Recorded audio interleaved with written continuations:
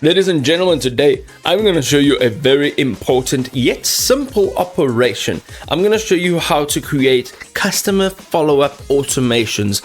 Very simple yet very effective with GoHighLevel. Now, if you do want to start with GoHighLevel, you can go ahead and use the link in the description down below. It's an affiliate link, so you can get started with GoHighLevel. Let's dive into the video.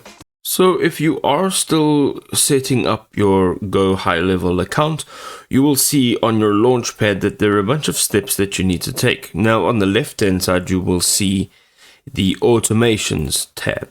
Now once you click on automations, you will find that there are two ways to actually create automations. So if you go up to the top right and you click on create workflow, here you can start from scratch or you can start from a template, whether that's a company-based workflow or just a regular template. Now you will not be able to find a customer follow-up template anywhere within GoHighLevel. So what we need to do is click on start from scratch. And once you are redirected into this page, you can completely customize this to the way that you would like it to look. Now, if you use the wheel on your mouse, you can scroll up and down. And if you click down, you can also move it around. The first thing that we need to do essentially is add a trigger. Now, if you're creating a follow-up workflow, then what you are looking for is a form that is submitted by a customer. So your triggers could be a form submitted. Let's go and click on this and you can rename it. You can also add filters over here.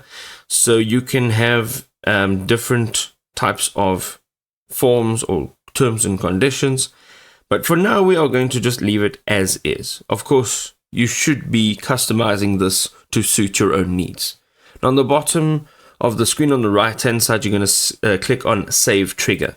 Now this trigger has been saved and this is fantastic, but now we need an action. So if you come down here, you'll see a plus icon, click on that, and this will allow you to create an action. So if you are creating a follow-up email or SMS for your customer, you can either go ahead and type in email or SMS. Now, it doesn't matter which one you choose. However, for this example, I'm going to send a follow-up email.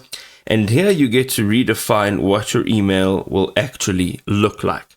So we've got the action name and you will have where it is from or who it is from. So you can dial in from, you can use your own name, you can use whoever is in charge of that department's name. You can also add the email address that it is coming from over here, and then you will add a subject line. So let's just say follow up for now.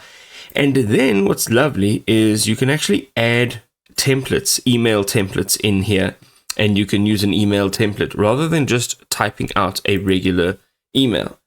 But if you're not going to use a template, you can literally just go ahead and type in your email. So I've just said, hey, I'd like to welcome you. And all you need to do if you would like to expand that is click on the write with AI. And here you can just type your prompt, you can select the tone, and then you can generate your email. Once you are happy with that, you can also add attachments over here, and then you can just send a test mail and add the email address that you would like to have that sent to. But ultimately, you're going to click Save Action. Now, this workflow that you have created is a customer follow-up workflow. Basically, this means that what's going to happen here is when a customer submits a form, they will get an automated follow-up email or SMS as you have predefined.